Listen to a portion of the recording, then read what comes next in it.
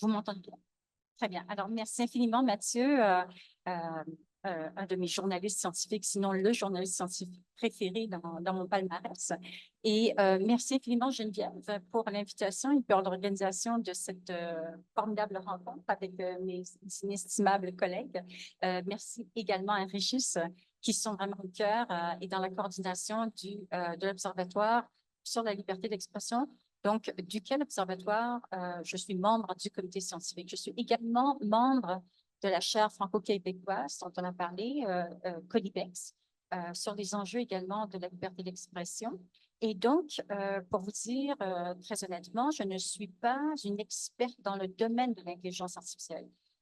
Quand je porte mon chapeau de co-directrice du Centre de recherche en éthique, qui regroupe des membres de 10 universités québécoises et un large réseau de collaborateurs internationaux, il est vrai que je peux bénéficier de l'expertise de certains chercheurs, par exemple Marc-Antoine Dillac, Martin Gibert et d'autres encore, qui font vraiment du travail très avancé sur l'intelligence artificielle, mais je n'aurai pas du tout la prétention, bien que je me nourrisse de leur savoir, je n'ai pas du tout la prétention d'essayer de répéter, de vulgariser ce nouveau domaine de littératie que je maîtrise moi. Alors, c'est vraiment en tant que philosophe politique que je vais vous présenter certaines réflexions, peut-être un peu plus méta, mais qui peuvent justement, je pense, être intéressantes à énoncer pour arrimer les enjeux en intelligence artificielle et les enjeux entourant la liberté d'expression. Et donc, dans les prochaines interactions que nous aurons, j'aimerais, si le temps nous le permet, avoir la possibilité de vous parler de 3 volets de réflexion. Alors, dans un premier temps, il s'agirait de réfléchir ou en tout cas de mieux comprendre pourquoi l'Organisation des Nations Unies ou l'UNESCO ont privilégié l'approche des droits humains fondamentaux pour essayer de réglementer les écueils, les risques éthiques qui peuvent justement émaner de l'intelligence artificielle et notamment en ce qui concerne la liberté d'expression.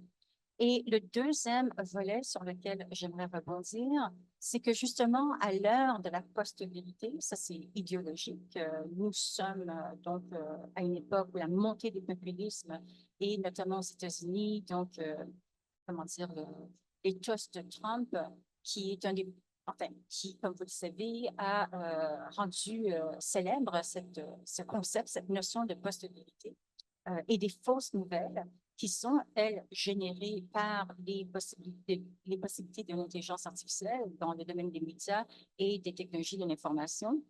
Donc, à cette époque-ci, j'aimerais pouvoir proposer justement une réflexion peut-être un peu plus philosophique sur les concepts d'injustice épistémique et d'injustice structurelle. Qu'est-ce que ça veut dire en gros, quitte à y revenir plus tard?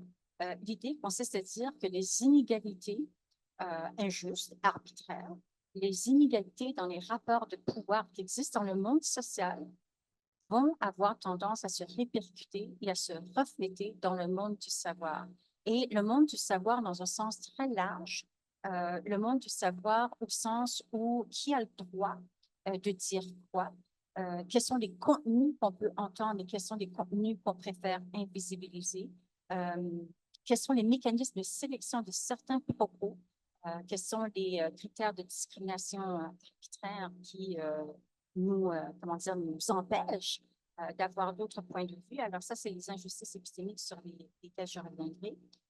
Donc, ces injustices épistémiques, évidemment, traversent les milieux de la recherche, des débats publics et des médias, et les risques inhérents à l'intelligence artificielle risquent justement d'exacerber ces injustices épistémiques. Cela dit, il est également vrai que l'intelligence artificielle pourrait présenter des bénéfices. Et peut-être qu'une façon de voir de façon plus optimiste l'avenir de l'intelligence artificielle en lien avec la liberté d'expression serait de penser justement l'intelligence artificielle comme un vecteur de pluralisme épistémique, justement pour contrer ces formes d'injustice arbitraire. Mais à la condition, et ça m'amène au troisième volet, à la condition justement que l'intelligence artificielle et ses nombreux usages soient véritablement réglementés, soit au niveau des États, soit au niveau des entreprises, et peut-être à l'aune de ce que l'ONU et l'UNESCO proposent, c'est-à-dire à l'aune d'un modèle de protection et de garantie des droits humains fondamentaux. Alors, par exemple, le troisième volet, je vous le trigger warning, comme on dit en bon français, va porter plus spécifiquement sur un exemple très contemporain qui est très controversé, très difficile, c'est-à-dire sur l'utilisation de l'intelligence artificielle, notamment dans le contexte Israël-Hamas à Gaza.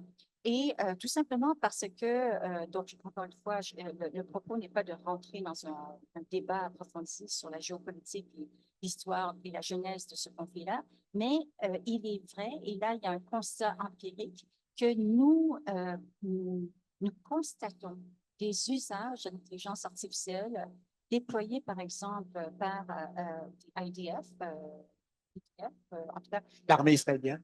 pardon? L'armée israélienne, Israeli Defense Force. C'est exactement l'armée israélienne, et que Human Rights Watch a dénoncé dans un tout récent rapport. Et encore une fois, l'armée israélienne, sous le gouvernement de Netanyahou, que je n'amalgame jamais avec l'entièreté de la population israélienne, hein, on s'entend. Donc, c'est intéressant peut-être de faire le lien avec ces nouvelles technologies. Puis, si on a le temps, il y a vraiment des exemples particuliers, et ce sont ces exemples-là qui m'ont fasciné.